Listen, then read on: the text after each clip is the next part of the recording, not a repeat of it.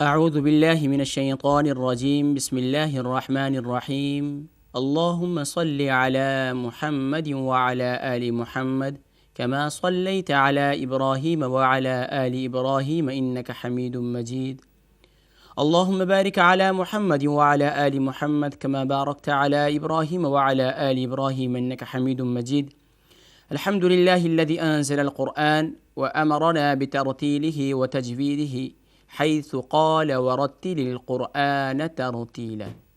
صدق اللہ العظیم۔ معزز سامعین اور ناظرین، السلام علیکم ورحمۃ اللہ وبرکاتہ۔ پروگرام آئیے قرآن سیکھیں تجوید کے ساتھ آپ کا میزبان محمد فرحان صدیقی آپ کے پسندیدہ پروگرام کے ساتھ حاضر خدمت ہے۔ ناظرین کرام، حضور اکرم صلی اللہ علیہ وسلم پر نازل ہونے والی یہ دو پیاری صورتیں، سورۃ الفلق، سورۃ الناس، اس کا شان نزول، اس کا پس منظر ہم نے کہا تھا کہ ہم انشاءاللہ العزیز ہفتے والے پروگرام میں انشاءاللہ العزیز ذکر کریں گے۔ آج اس کا پس منظر اور اس کا شان نزول ذکر کرتے ہیں کہ سورۃ الناس، سورۃ الفلق، اس کا نزول کیوں ہوا۔ ناظرین، حضور اکرم صلی اللہ علیہ وآلہ وسلم کو کفار و منافقین و مشرکین کسی نہ کسی انداز سے ایذا رسانی اور تکلیف پہنچایا کرتے تھے، اور اس بار بھی نبی کریم صلی اللہ علیہ وسلم کو اس انداز سے تکلیف پہنچائی گئی کہ آپ پر جادو کیا گیا، اور اب آپ اس کے بعد پھر آپ بیمار ہو گئے، اور بیمار ہونے پر اللہ رب العالمین نے آپ کی تکلیف کا ازالہ کچھ اس طرح فرمایا کہ اللہ رب العالمین نے دو فرشتے بھیجے زمین پر، اور آپ کے سامنے وہ مخاطب ہوئے ایک دوسرے سے۔ ایک فرشتہ دوسرے فرشتے سے پوچھتا ہے کہ کیا ہوا انہیں، یہ کیوں بیمار ہیں؟ فرشتہ کہتا ہے کہ ان پر فلاں شخص نے جادو کیا ہے۔ پھر وہ پوچھتا ہے کون ہے وہ شخص جس نے آپ صلی اللہ علیہ وسلم پر جادو کیا ہے؟ اس پر دوسرا فرشتہ کہتا ہے کہ لبید بن ابن عاصم نامی ایک شخص ہے، اور یہ کافر تھا، اس نے جادو کیا ہے۔ پھر پہلا فرشتہ پھر مخاطب ہوتا ہے اور کہتا ہے کہ وہ کس چیز پر جادو کیا ہے؟ تو دوسرا فرشتہ پھر کہتا ہے کہ یہ آپ صلی اللہ علیہ وآلہ وسلم کے منہ مبارک یعنی بال مبارک پر اور کنگھے مبارک پر کیا گیا ہے۔ پھر پہلا فرشتہ سے دوسرا فرشتہ مخاطب ہوتا ہے، یہ بتاؤ کہ وہ بال اور کنگھا کہاں ہے؟ تو پھر دوسرا فرشتہ کہتا ہے کہ وہ کنگھا اور بال بئر زروان نامی کنویں میں ہے۔ چنانچہ آپ صلی اللہ علیہ وآلہ وسلم نے یہ پورا واقعہ اس انداز سے سیدنا امی عائشہ صدیقہ رضی اللہ تعالی عنہا کو بتلایا اور ساری تفصیل بتلا دی کہ اللہ رب العالمین نے میری بیماری کا علاج مجھے بتلا دیا۔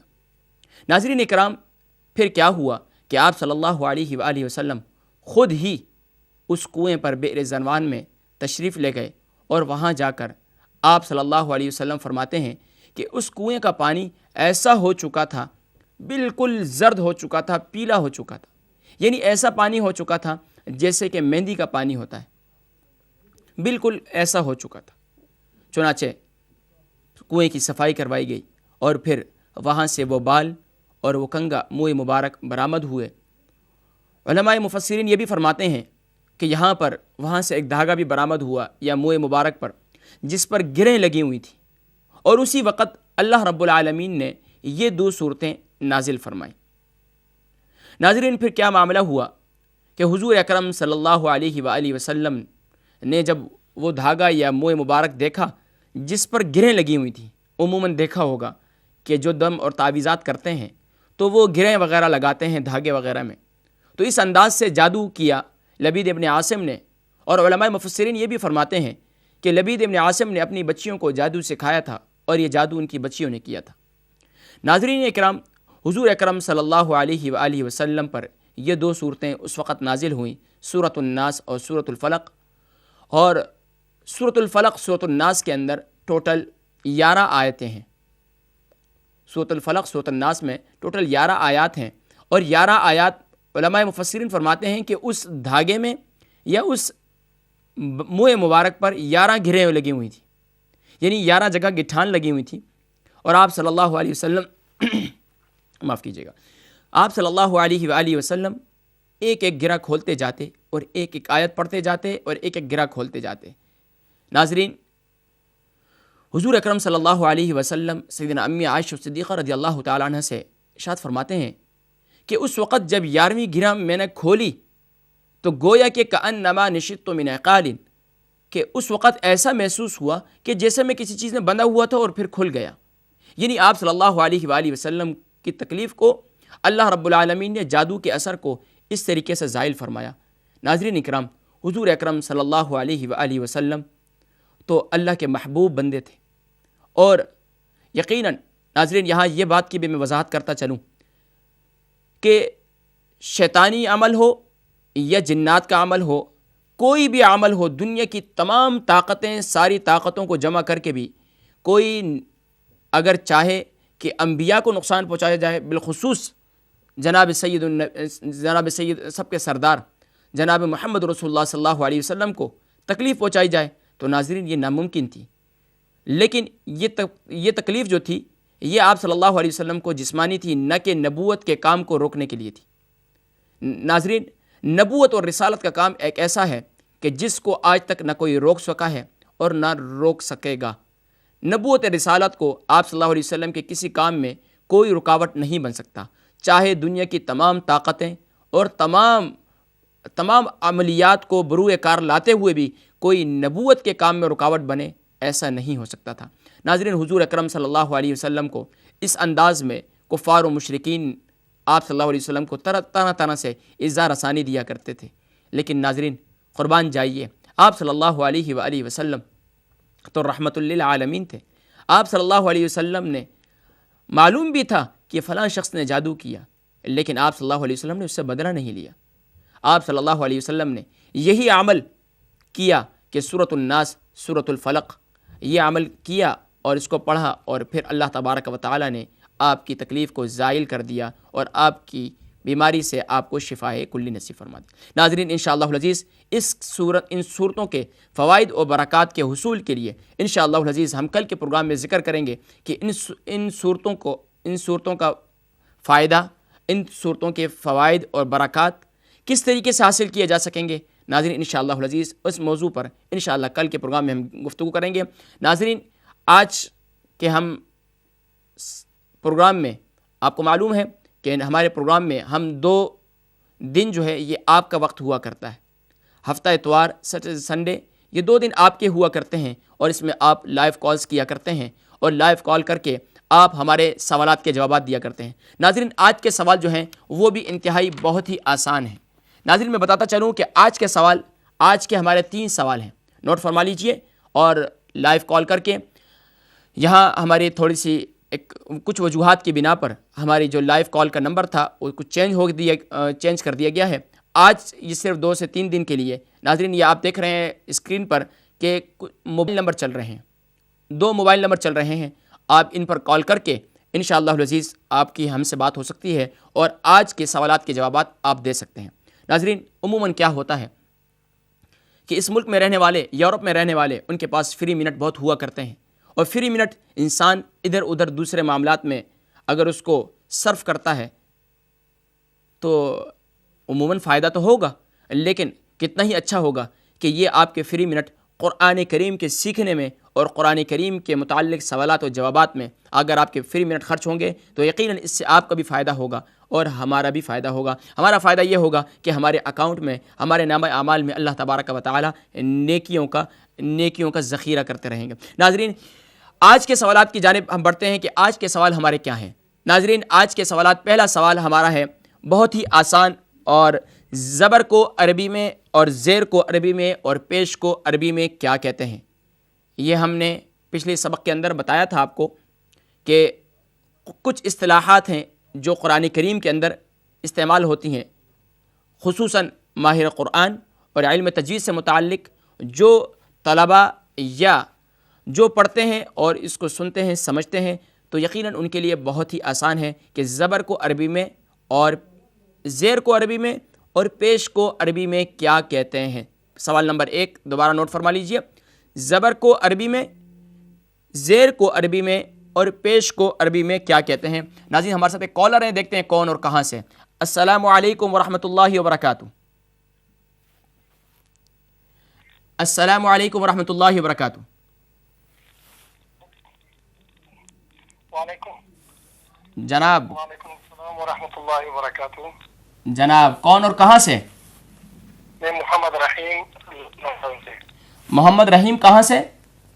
لندن سے. لندن سے. جی آج کا جو ہمارا سوال ہے، زبر کو عربی میں، زیر کو عربی میں، پیش کو عربی میں کیا کہتے ہیں؟ یا لندن سے. جی یا زبر کو عربی میں، پیش کو عربی میں اور زیر کو عربی میں کیا کہتے ہیں؟ سوال نمبر 1. اچھا. زبر میں عربی میں فتحہ، ماشاء اللہ. اور زیر میں کسر. جی جی جی زبر میں عربی کو فتحہ جی اور زیر کو کسرہ جی اور جی جی پیش کو عربی میں کیا کہتے ہیں؟ پیش میں بھول گیا.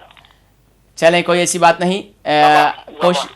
جی کوئی جی ضمہ کہتے ہیں. بہت خوب ماشاءاللہ، آپ نے پہلا سوال کا جواب بالکل درست ارشاد فرمایا. دوسرا سوال ہے ہمارا، حروف مستعلیہ کتنے ہیں اور کون کون سے ہیں؟ حروف مستعلیہ کتنے ہیں اور کون کون سے ہیں؟ حروف مستعلیہ کتنے ہیں اور کون کون سے ہیں؟ غالباً آپ کی کال ڈراپ ہو چکی ہے. انشاءاللہ العزیز آپ کی بات ہو سکتی ہے. ناظرین ہمارا دوسرا سوال تھا کہ حروف مستعلیہ کتنے ہیں اور کون کون سے ہیں.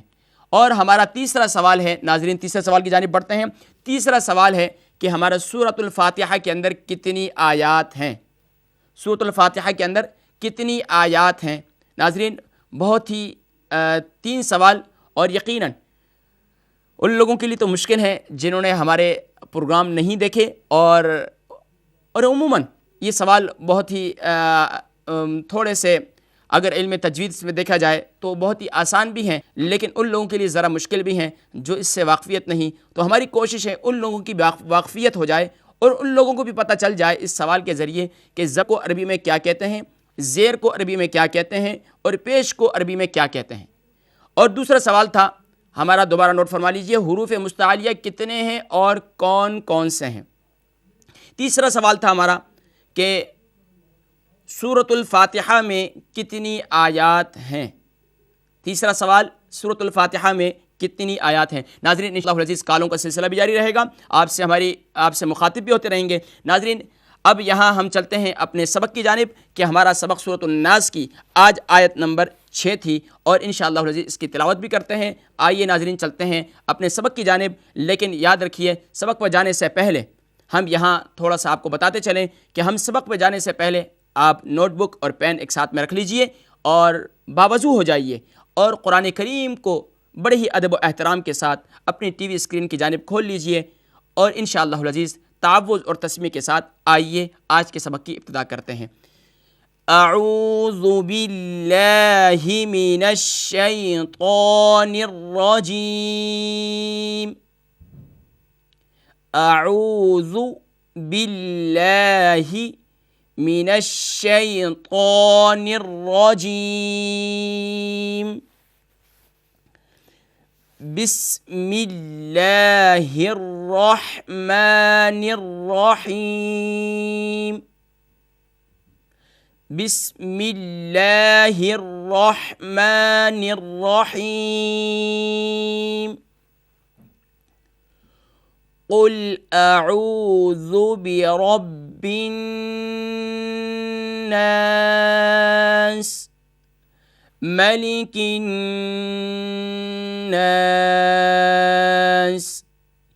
إله الناس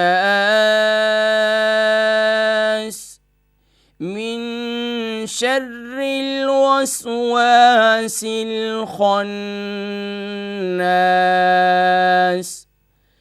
الذي يوسوس في صدور الناس من الجنة والناس.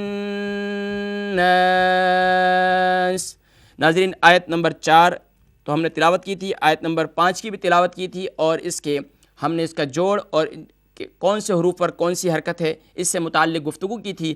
آج ناظرین انشاءاللہ العزیز ہم پہلے آخری آیت نمبر 6 من الجنۃ والناس، اس کی وضاحت کریں گے. کتنے کلمات ہیں اس میں، اور کون سے حرف پر کون سی حرکت ہے، اور اس کے ہجے کیا ہوں گے، اس کے مخارج کیا ہوں گے انشاءاللہ العزیز.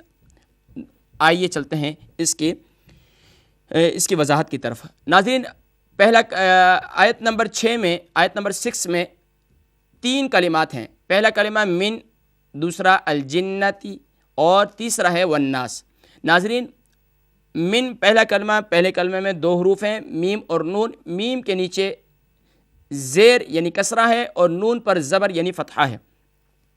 پھر الف خالی ہے، الف پر کوئی حرکت نہیں. لام کے اوپر جزم یعنی سکون کی علامت ہے. جیم کے نیچے زیر یعنی کسرہ کی علامت ہے.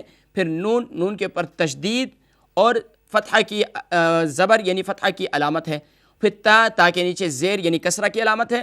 اور آخری کلمہ والناس میں ناظرین پہلا حرف واو ہے، واو کے اوپر فتحہ ہے. الف خالی ہے، کوئی حرکت نہیں. لام بھی خالی ہے، اس پر کوئی حرکت نہیں. اور نون پر تشدید بھی ہے، ڈبل سائن کی علامت ہے، اور اس پر فتحہ یعنی زبر ہے.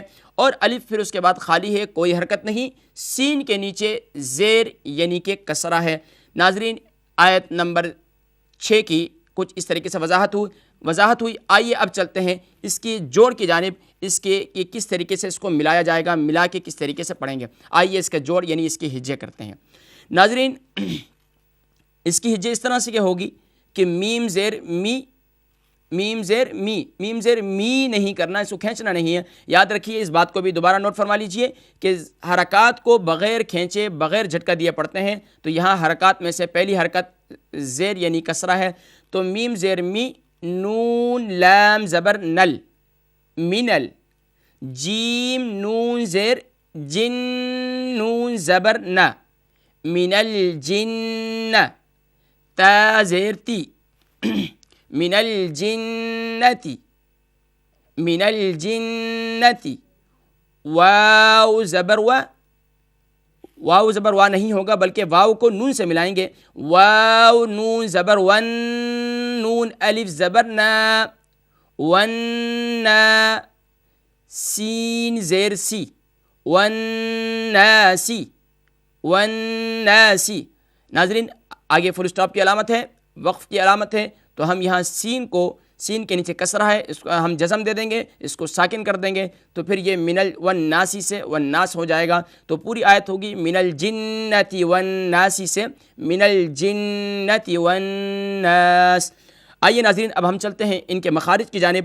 کہ پہلی آیت نمبر 5 کے بھی مخارج باقی تھے، اور آیت نمبر 6 کے بھی. آئیے اب ہم اس کے مخارج کی جانب بڑھتے ہیں کہ ان کے مخارج کون سا حروف کہاں سے ادا ہوگا. اس کا جاننا بہت ضروری ہے، کیونکہ اگر ان حروف کو نہیں پہچانیں گے کہ کون سا حروف کہاں سے ادا ہوگا، تو پھر یقیناً اس کی ادائیگی میں فرق آئے گا، اور پھر ادائیگی میں فرق آنے سے معنی میں بھی تبدیلی آئے گی. ناظرین آئیے اب ہم چلتے ہیں آیت نمبر 5 اور آیت نمبر 6، آیت نمبر 5 اور آیت نمبر 6 کی مخارج کی جانب.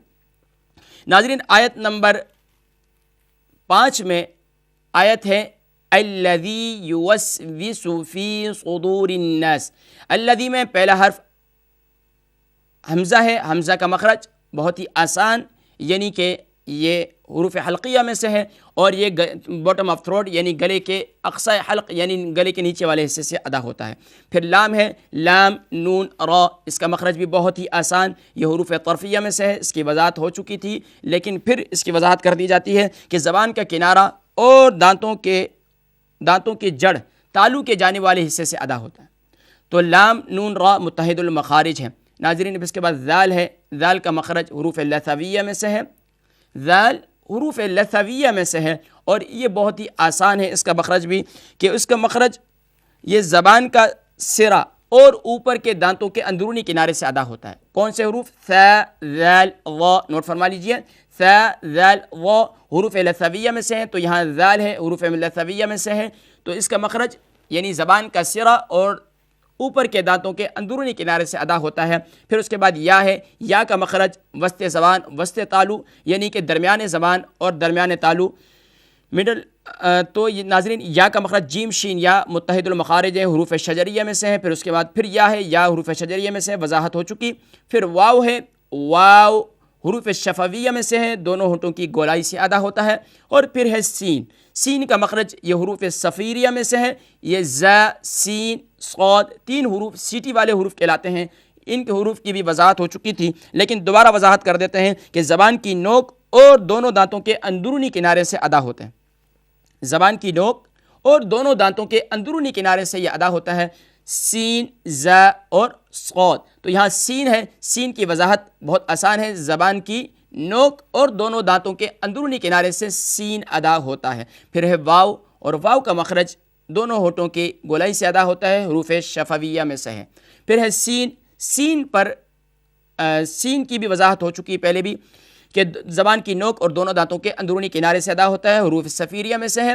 پھر ہے فا، ناظرین فا بھی حروف شفویہ میں سے ہے، اوپر کے دانتوں کے کنارے اور نچلے ہونٹوں کے تر حصے سے، یعنی اوپر کے دانت، آپ مجھے دیکھ رہے ہوں گے ناظرین کہ اوپر کے دانت اور نیچے کے ہونٹ کا تر حصہ یعنی گھیلے حصے اگر اس پہ لگائیں گے فا، فا بہت ہی آسان حروف شفویہ میں سے ہے، تو اس کا مخرج زبان اوپر کے دانت اور نیچے کے ہونٹ کا تر حصہ اس سے فا ادا ہوتا ہے، یہ حروف شفویہ میں سے ہے۔ اگلا حرف ناظرین صاد، صاد کی وضاحت ہو چکی، صاد حروف صفیریہ میں سے ہے، سیٹی والے حروف میں سے ہے، زبان کی نوک اور دونوں دانتوں کے اندرونی کنارے سے ادا ہوتا ہے۔ پھر ہے دال، دال کا مخرج تا دال قو حروف نطعیہ میں سے ہے، تا دال قو۔ دیکھیے دال ہے، اس کے بعد صاد کے بعد دال ہے، اور دال جو ہے حروف نطعیہ میں سے ہے، تا دال قو۔ اس کا مخرج بھی بہت ہی آسان ہے کہ یہ زبان کی نوک اور اوپر کے دانتوں کی جڑ سے ادا ہوتا ہے، زبان کی نوک اور اوپر کے دانتوں کی جڑ سے ادا ہوتا ہے، یعنی ثنایا اولیہ کی جڑ سے ادا ہوتا ہے۔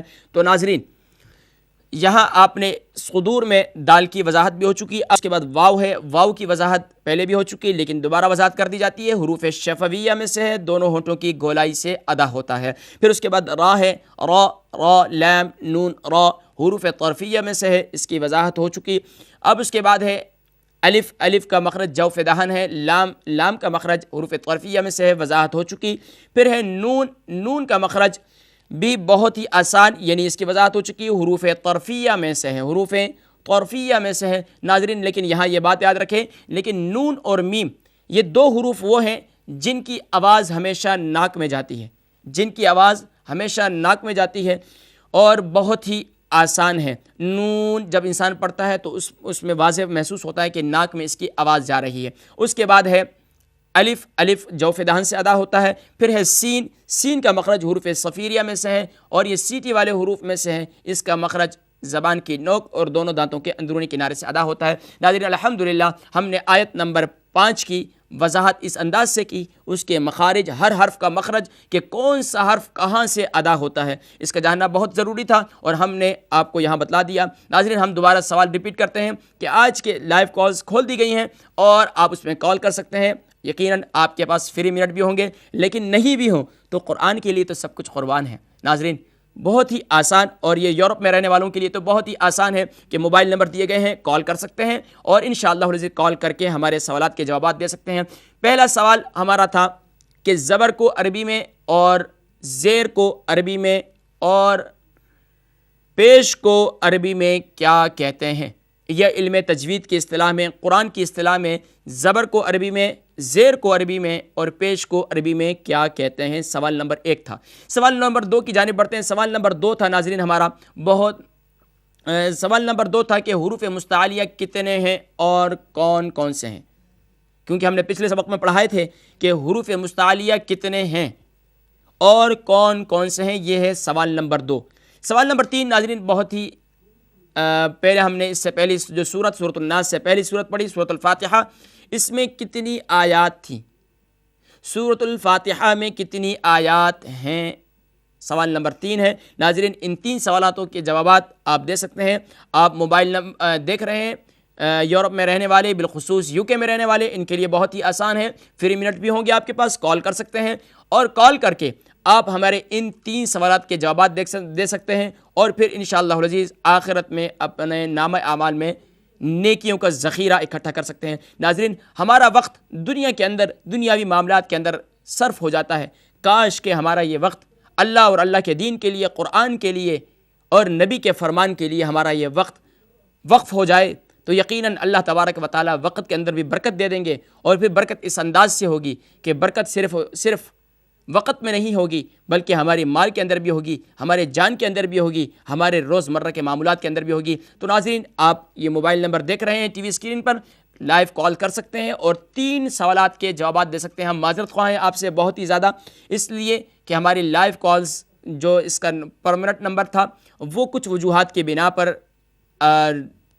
یہاں رک دیا گیا ہے۔ لیکن ناظرین اب ہم یہاں چلیں گے ایک بریک کی جانب، اور بریک سے واپسی پر انشاءاللہ العزیز آپ سے یہی 3 سوالات، سوال نمبر 1 حروف مستعلیہ کتنے اور کون کون سے ہیں، زبر کو عربی میں، زیر کو عربی میں، پیش کو عربی میں کیا کہتے ہیں، اور حروف سورۃ الفاتحہ کی کتنی آیات ہیں، ان سوالات کے جوابات لیں گے، لیکن ایک بریک کے بعد چلتے ہیں ایک بریک کی جانب۔ السلام علیکم ورحمۃ اللہ وبرکاتہ۔